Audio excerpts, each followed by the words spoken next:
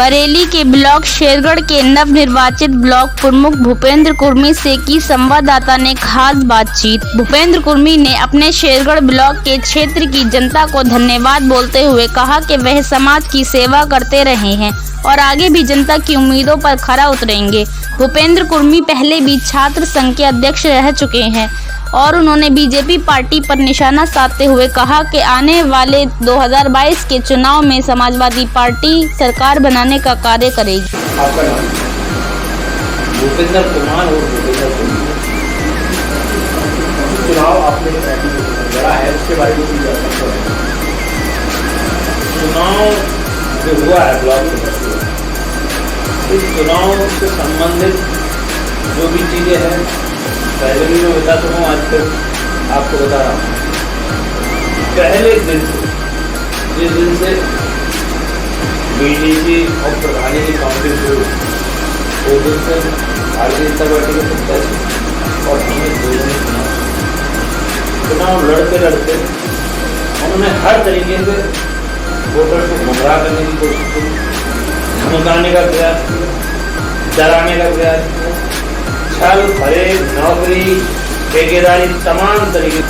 तो उनके पास ऐसी भी कोई मशीन थी जिसकी चर्चा वो करते थे कि व्यक्ति जाएगा समाजवादी और निकल के आएगा भाजपा ही। तो इस तरीके से उन्होंने भरसक प्रयास किया। जब नामांकन का समय आया तो उन्होंने पर्चा रद्द कराने का पूरा प्रयास किया।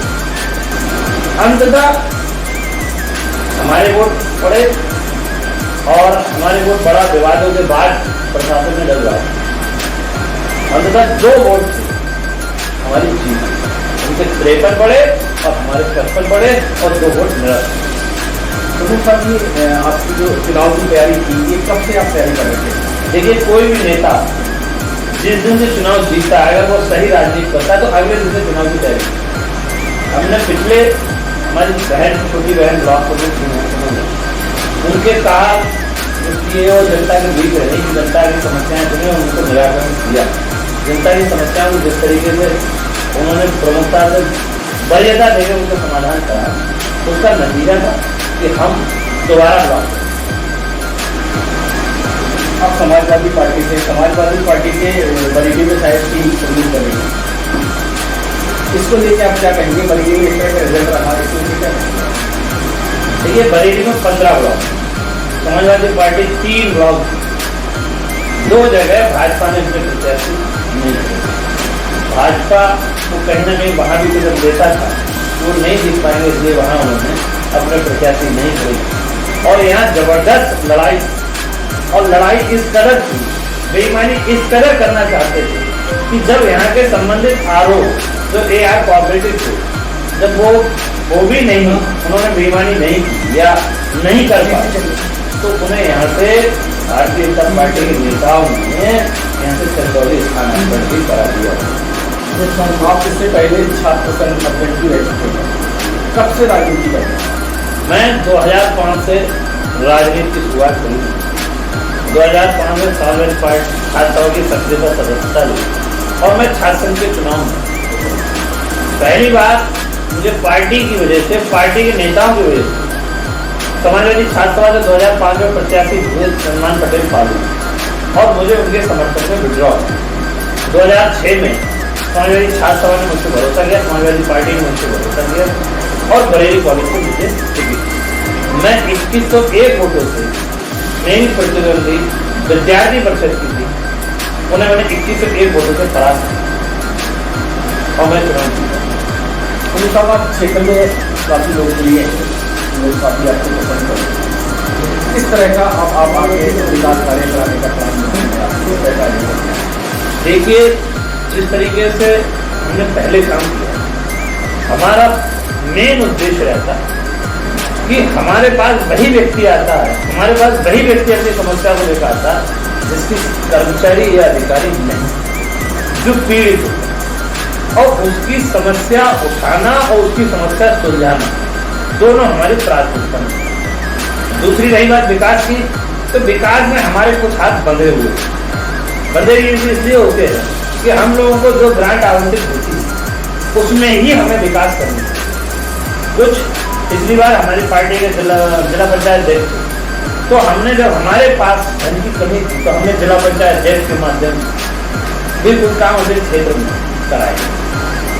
और अब 15वें वित्त का पैसा भी हमें मिलने लगा और हम लोगों के पास पैसा है इस समय।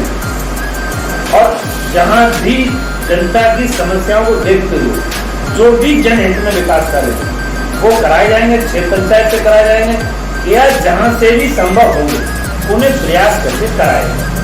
आपके क्षेत्र, आपके ब्लॉक में आप इसमें प्रमुख हैं, आपको क्या लगता है किस तरह के विकास की आवश्यकता है?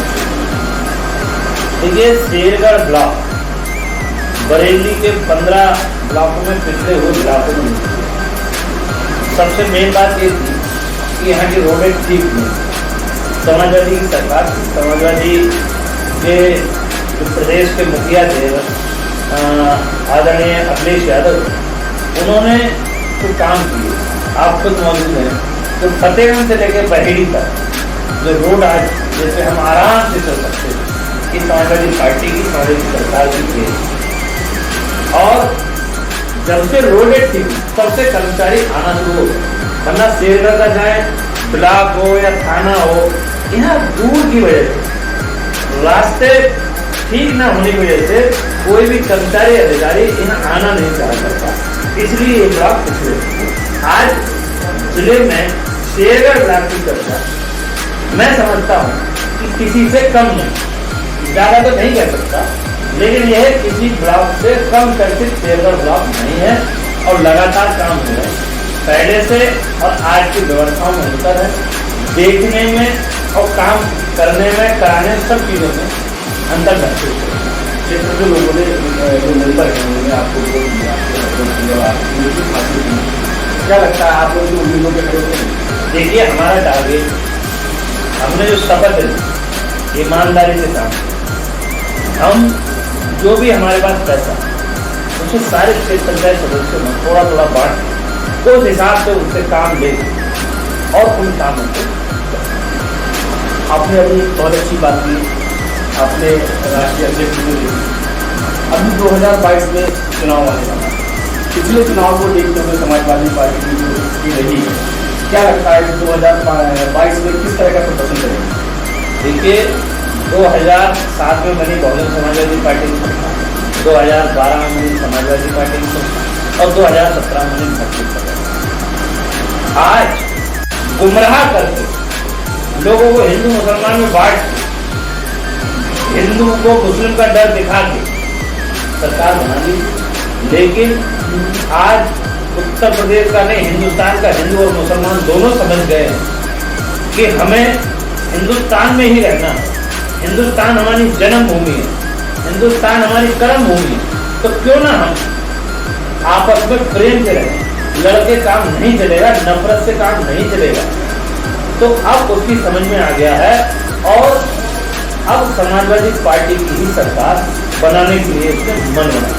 तो साहब, आपकी बात बिल्कुल सही है। कहने का मतलब ये है कि अभी जो जिला पंचायत अध्यक्ष के चुनाव हुए और ब्लॉक प्रमुख के चुनाव हुए, इन चुनावों को देखते हुए जो रिजल्ट सामने आया है, तो किस तरह से आप देखिए, असली रिजल्ट पे जाइए जो जनता ने, चाहे प्रधानों की संख्या ले लीजिए, जिला पंचायत सदस्यों की संख्या ले लीजिए, क्षेत्र बरेली में जिला पंचायत सदस्यों की संख्या 7, कितने मेंबर समाजवादी पार्टी के जीते?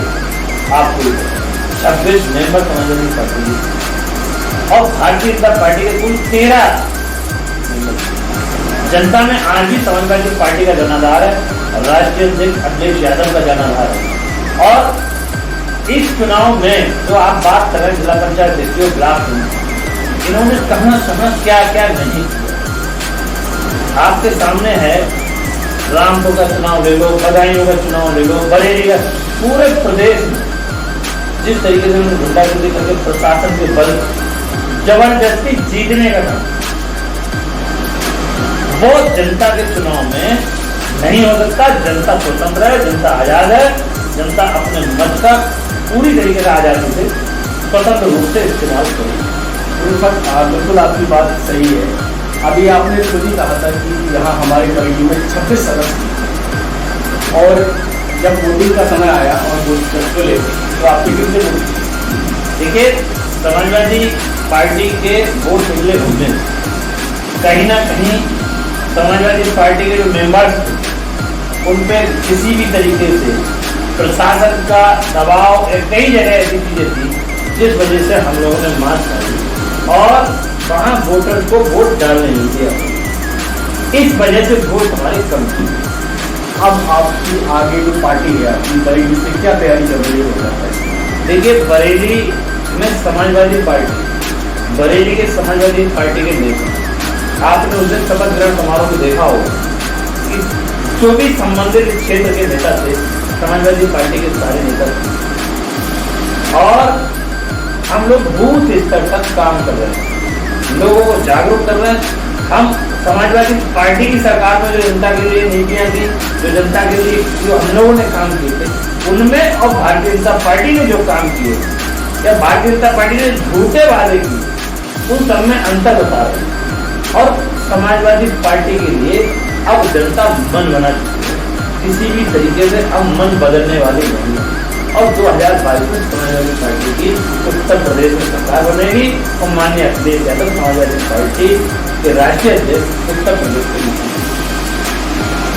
आप अपने सदस्य उनको और अपने क्षेत्र के लोगों को अपनी जीत के बारे में कुछ संदेश देना चाहते? जिस तरीके से विषम परिस्थितियों में 6 पंचायत सदस्यों ने, यहाँ के प्रधान साथियों ने सरकार के दबाव के बावजूद हमारे साथ खड़े हैं, उस सबके लिए क्षेत्र की जनता का, क्षेत्र पंचायत सदस्यों का, प्रधानों का और जो नौजवान साथी हैं उन सब का मैं आपके चैनल के माध्यम से धन्यवाद देना चाहूँगा कि जब वो इस परिस्थिति में नहीं रहे तो आगे और ज़्यादा मजबूती से खड़े रहेंगे और 2022 में समाजवादी पार्टी की सरकार बनाने में एक अहम रोल अदा करेंगे।